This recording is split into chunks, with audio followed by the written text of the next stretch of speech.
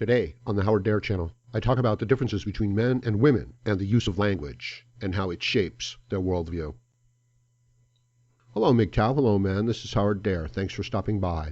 So, I want to talk about a fundamental difference between men and women and how they use language and how it shapes the way they view the world. What if, when you look at the sky and you say, blue is my favorite color, and someone else looks at the sky and says, I don't like the color blue? How do you know that both of you are seeing the same color? What you think of as blue might appear as green to someone else. What if every time you use a word like, I love you, and another person hears that and then says, oh, I love you too? How do you know that you both mean the same thing? Perhaps you mean, when you say I love you, that the emotional state and well-being and existence of that other person is so fundamentally important to you that you derive so much joy and satisfaction out of that person simply existing that you would actually put their existence above your own. So that's what you mean when you say, I love you. But when they say I love you, perhaps they mean that they feel great when you do things for them, and that they want you to continue to do things for them so that they can continue to feel good. And as long as you do that, they will continue to say, I love you, because they know it's important to you. So it's essentially, they don't care what it means to you. They don't care about you at all. This is the treat that they're throwing to you, like you're a little dog that's finally doing what they want, and so they give you the treat. And the treat is to say, I love you. Because for some reason that just makes you oh so happy and oh so motivated. And the answer, of course, is that you don't know that. And I'm using this extreme example to illustrate the point. But I believe that it goes much deeper than that. I mentioned this in my previous video, Do Nice Guys Finish Last, where I don't talk about simply the difference in the definition of particular terms between men and women, but in the entire way that they use language. Simply put, the man uses language as a tool of cognition, of logic and reason, as a means to accurately represent, model, and simulate the physical world so that the man can then use his agency and manipulate the physical world to his advantage. Of course, what time is it? And then you tell me what time it is. And then I can structure, my schedule according to that. But imagine if you had no direct interest in the physical world. You were not going to go out there and do anything. What you were going to do is you were going to manipulate someone else into going out and doing something. So if you need firewood, okay, you don't just get up, go out and get the firewood. You have to say to somebody else, we need firewood. You have to go out and get firewood. And imagine your whole life is structured on that. Now, how do you use language? What's the purpose of language?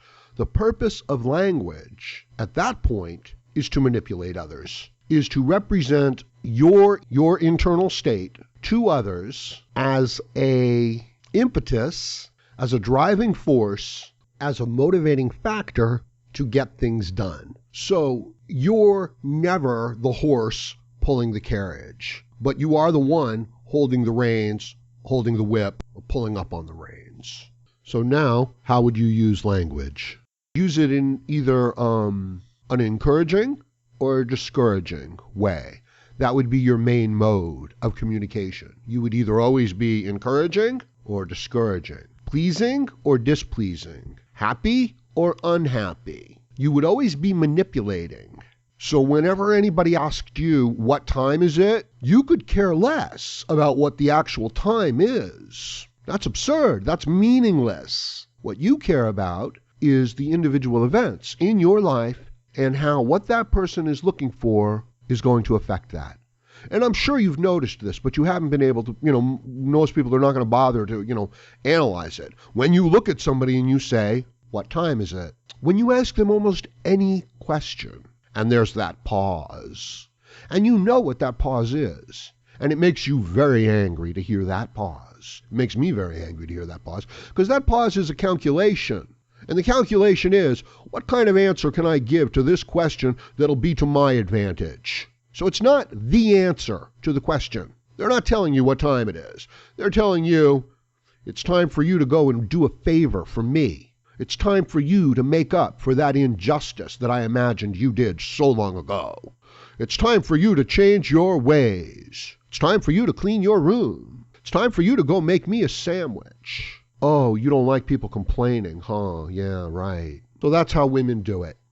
Okay? They complain, they manipulate, they attack emotions. They're not even talking about the physical world. This is also why when you have a conversation with a feminist and you talk about facts and you talk about the physical world and you say, no, there is no wage gap.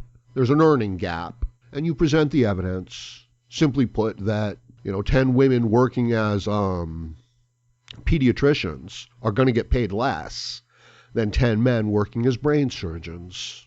And those 10 women who drop out of the medical profession when they turn 35 to have a child are going to get paid less than those 10 men who go on to create their own medical practice. So by the time they're 50, right, the men are eligible for Nobel Prizes, and the women haven't practiced, medicine in many, many years. So yeah, they're earning a little different. And this goes out into all areas of our society, and it's not limited to just women. Men fall into this female emotional state. It could very well be the amount of estrogen and testosterone a person's carrying, and just straight up how you look at the world. It's time to cross the river. And you're looking at it and you're judging the current, you're judging the depth, you're judging the strength of, who's crossing and what's crossing and how long it's going to take. And that's it. And then, your feelings about what you're going to do come into play. But what if you came at it from the other angle? What if you were just so small and so frightened and so overwhelmed by crossing the river that the only thing you thought about was your emotional response to the whole thing? So if somebody were to say to you, what do you think about crossing the river? If you were to ask that person, what do they think about crossing the river? They would become emotional. They would become scared. They would describe it in terms of their fear, in terms of all the things they don't know, in terms of conjecture, in terms of how they want things to turn out. That's how they would describe everything in the world, actually, isn't it? It would all be described according to their feelings. That would be the first criteria for what they said, and the words they used would be to describe their feelings and manipulate the situation so that they felt better. And contrast that with a man, a responsible man who is trying to shape the future. How's he using language? He's taking measurements. He's making calculations. He's testing his theories. Then he's making adjustments. Mathematics, architecture, engineering, physical sciences, medicine. These are extensions of the male thought process. Are women capable of it? Yes, of course they are. But they have to discipline themselves. Are men capable of falling into this female mode of thinking and expressing themselves? Absolutely. And it's not even black and white. It's, there's degrees of it within each and every one of us. And you can see that it does take time for the person to develop their skills, to become competent, to become confident, to become experienced, and then to interact and express themselves in that manner. And you can understand why a person could go through a whole lifetime and would never reach that kind of discipline and would always describe things in emotional terms. So now let's take it a step further. Or rather, let me just mention this one last part, and I'll probably save that for another video, okay? What if you were like the richest person in the world, okay? The most famous person in the world, too. There you go. I hope you're happy. Enjoy. So there you are. You're the richest and the most famous person in the world, okay? And you're hungry. So you wake up in the morning, and you want to get something to eat. And you don't want to make it yourself. So you go down to a local place and you order some breakfast. And when you do, everybody goes crazy. The whole place is like, oh my God, he's here, look at him, oh wow, I really, so on and so on. And they try to give you your food for free, but everybody's crowding around you and everybody wants to, to talk to you and to be your friend, okay? And you move on. You eat your food and it's awkward, and you move on. And everywhere you go and everyone you meet responds to you in that manner. Like, oh my God, you're so-and-so. I love you. Can I be your best friend? What are you doing tonight? So just imagine that. Wouldn't you come to think that everybody in the world was just interested in you because of who you were and because you were famous? Wouldn't you start to judge everything that anybody said and did relative to, oh, they're just doing it because I'm famous? I think you would, So if you were walking down the street and somebody said, excuse me, do you know what time it is? You'd be like, oh, wow, this person doesn't want to know what time it is. They just want to talk to me because I'm famous. Excuse me. They just want to talk to me because I'm famous. Maybe you'd cut somebody off in line and they'd be like, hey, buddy, what do you think you're doing? Get out of here. You're not allowed to do that. And you'd be like, the only reason why they're telling me I'm not allowed to do that is because, they resent my fame and fortune. In other words, what I'm suggesting is that you would come to judge everything relative to that one thing that you thought was so awesome about you, okay? Well, it turns out that women are walking around, and no matter what happens around them, they think everybody wants to have sex with them. That's it. They think everybody wants to just, have their vagina. So if it's like, Social Security is not solvent, we're not going to be able to sustain this, too many years into the future. A woman hears that and she's thinking, this guy's trying to get into my pants. Or she's thinking, if he keeps talking, maybe we'll let him. Imagine that as a possibility. That, someone says, what time is it? And you're thinking, oh, they're coming on to me. Imagine that. So I'm going to save that for another video.